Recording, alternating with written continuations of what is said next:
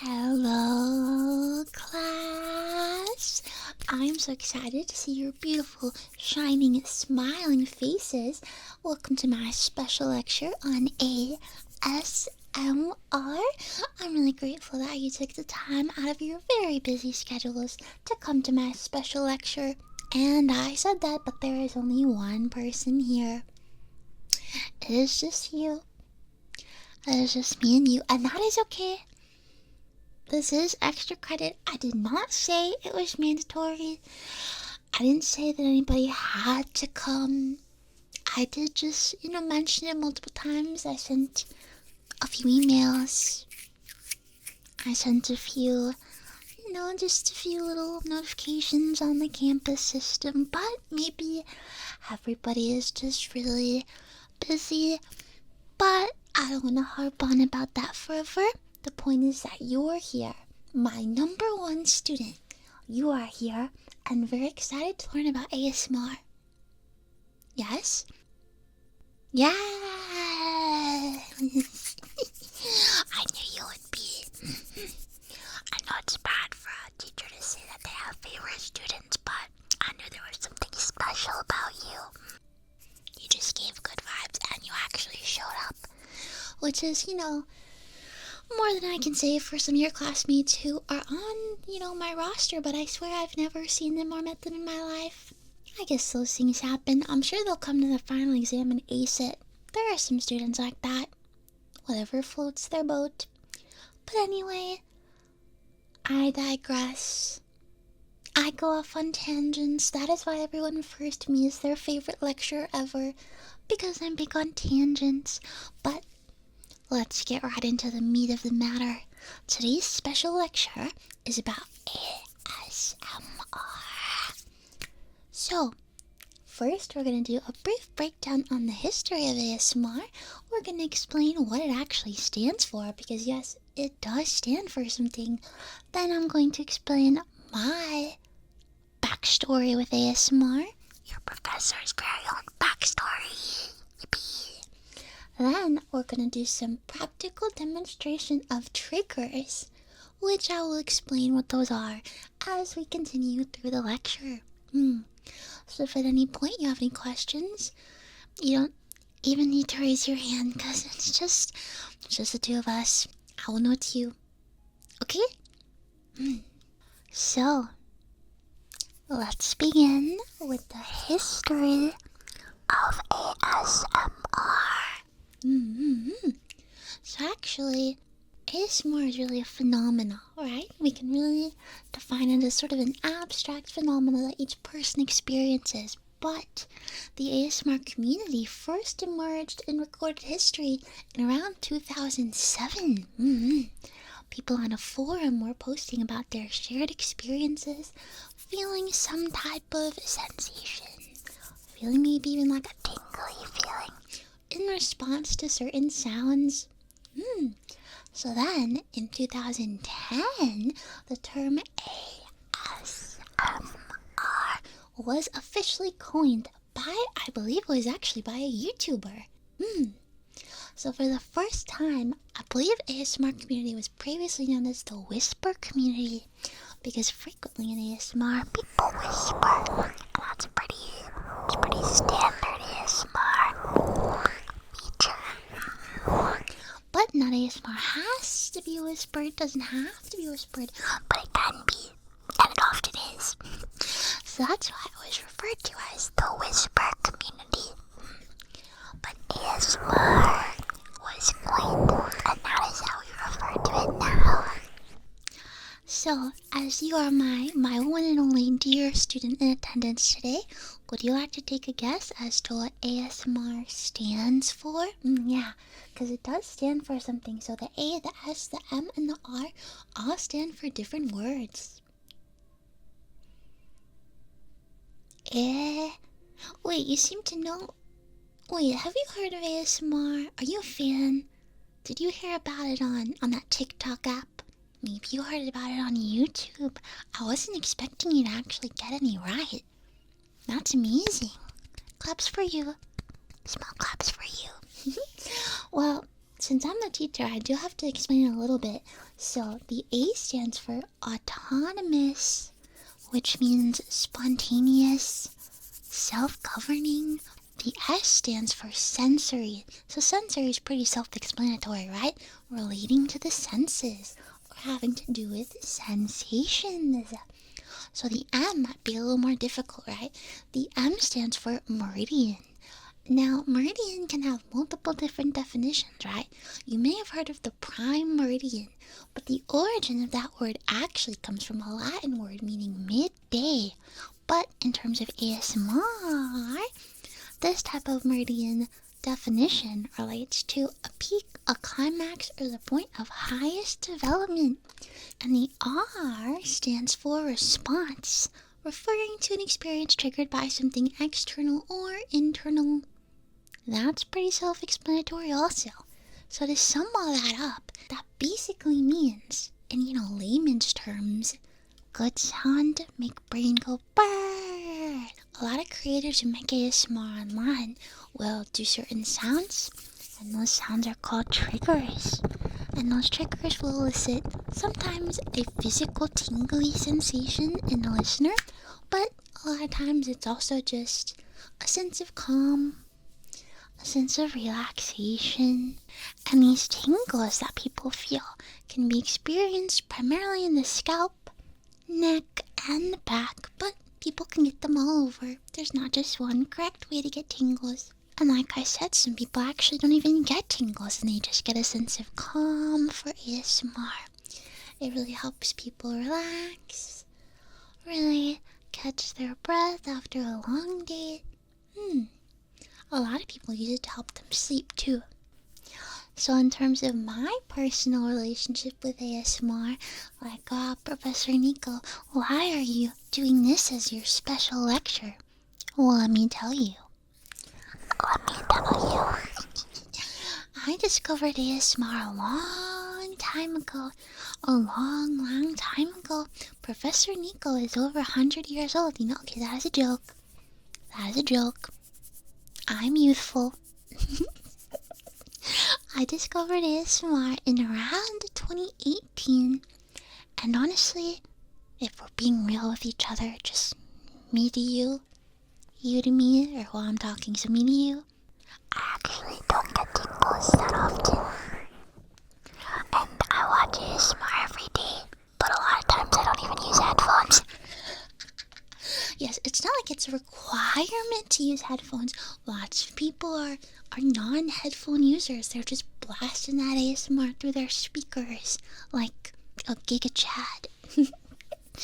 But yes, I do the same thing. I don't necessarily use headphones, but that does not make me any less of an ASMR enjoyer. So probably because I don't use headphones that much, I don't actually get tingles. But then you're thinking, well, Professor Niko, then why do you listen to it if you don't even get those tingles? Like, what are you talking about? Well, I fall into the category that just gets a really big sense of calm. A sense akin to like meditation, although meditation would never work for me because you know how they're like, clear your mind. And then it's like, well, what if I'm not clearing it right? Meditation tends to stress me out. But with ASMR, I have something to focus on. I have someone with a nice voice, saying nice things, perhaps pretending to be a doctor. And for some reason, that just really hits the spot. So because ASMR has helped me sleep, has helped me relax, has kept me company many a time while I was playing video games, or even while I was working, I would just listen to ASMR all day. I guess sort of as a comfort relaxation thing. It really just helps to ground me, give me something to focus on, instead of letting my thoughts go like, when your thoughts are like, and like, wow. ASMR can just quiet that down and give you something nice to focus on. So that's why I try to spread the joy and the wonders of ASMR to students like you. Because some people, I feel like ASMR is kind of niche, right? You might know what it is since you actually bothered to attend this lecture. But I bet your classmates saw ASMR and they thought, what is that? Or maybe they even had a negative impression. to people not used to it, might seem pretty weird, but I just hope that everyone who needs ASMR can find it and get relaxation from it, and we can all sleep better, and then the world will improve because we'll all get 8 hours of sleep. So that concludes the teacher backstory portion of our lecture. So far we've introduced ASMR. We've explained what the terms mean. I've explained a little bit about my relationship with ASMR. Now, do you have any questions? You're such a good student. Actually listening and asking questions. Oh, you're the best. I knew you were the best. I knew there was something different about you when you showed up on the first day. On time. So like I said earlier, the next portion is going to be, we're actually going to do some triggers. So if you don't mind, I might need to get a little closer to you. Is that okay? If it's not, you can just say so. It's not weird. It's not weird. Just might have to get a little closer to you. Okay. So I'm going to introduce, there are as many triggers as there are stars in the sky. But I'm going to introduce the most popular according to a survey, okay? This is real science-backed data. These are popular ASMR triggers, not just professors' favorites. Maybe we can do another lecture about professors' favorites. But for now, we'll just do the popular ones to sort of ease you into it. So, the most popular one is, do you want to guess? Yeah, you got it. It's just talking. So it can either be a soft-spoken or a whispering voice. So I've been softly speaking most of the time, so I'm just gonna whisper a little bit now, okay? And when you whisper, it's really, really good for ASMR if you go back and forth and back and forth and forth and back. And if you get closer, like really close, I said I was gonna get close, you heard me say that. If you get closer, it can be a little bit more tingly sometimes, but it all depends on the person. Sometimes when you get really close, people just take a step back and they're like, Niko, why are you so close?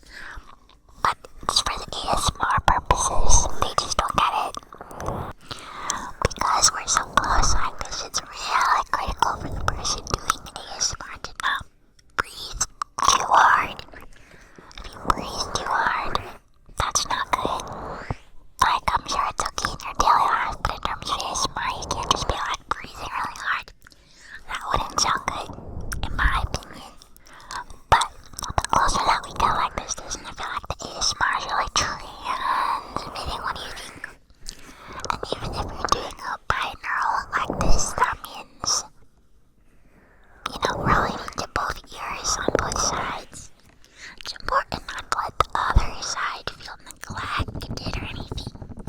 Because if you're talking too much on one side, the other side will feel neglected.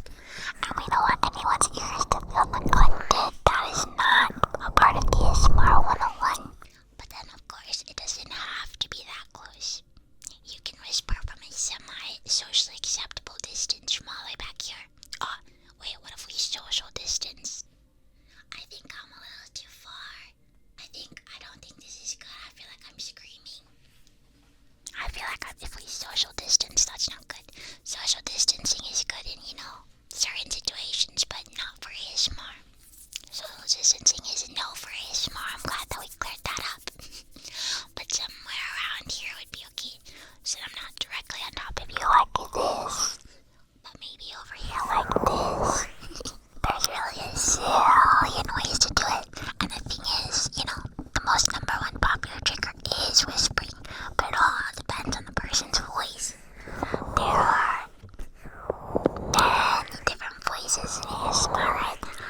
So it's critical to find someone that you mesh with. Because if you don't like their voice, the tingles will be tingling. But that's always good that there are so many people that do ASMR, because there's always going to be someone for you. Okay, so how is that? Whispering. Would you say you enjoyed that as a trigger? Listen, I know this is just an extra credit thing, so you get the credit just for showing up, but what if you wrote me an essay? Okay, no, don't give me that look. Don't give me that look. Maybe not an essay. How about a paragraph of a modest 500 words? No chat GPT. All about your favorite trigger. That would make me really happy to read. You don't have to, I guess, but you think about it, okay? Modest 500 word essay. 500 word essay. Yeah, I'll be expecting that at my office next week, thank you. So the next popular trigger is listening to this type of sound.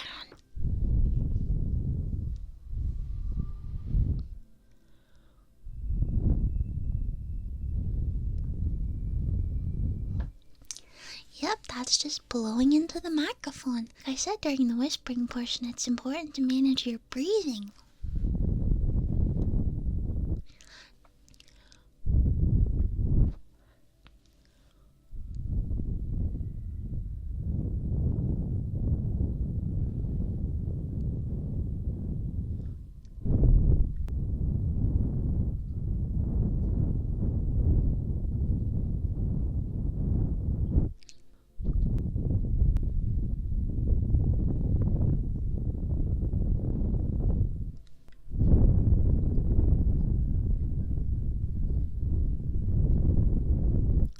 What do you think so far?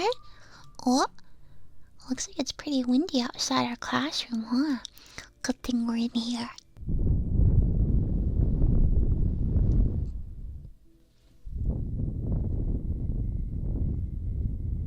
Honestly, this is kind of like wind too, you know? Like, oh, there's a storm coming. What? It's gonna rain. What? Better pack your umbrella. It's quite blustery out there. Oh no, it's getting more intense. Oh my god, you're gonna blow it.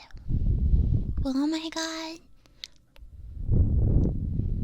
No, you're okay, don't worry. I'm just messing with you. That is the privilege I get as the teacher. I get to just mess with my students a little bit. So that was the blowing air into the microphone trigger. Wow, that one's pretty good, huh? I like it too. So the next one on the list is actually mouth sounds, but in a specific sense. Tongue clicking is very popular. It is very popular.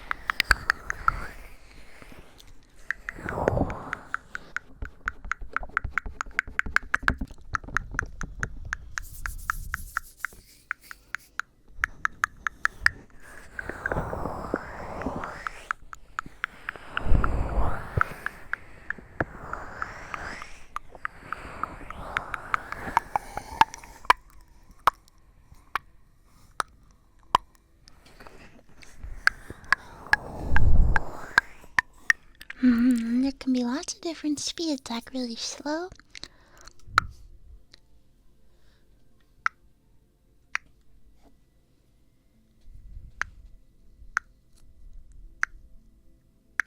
Or a little bit faster.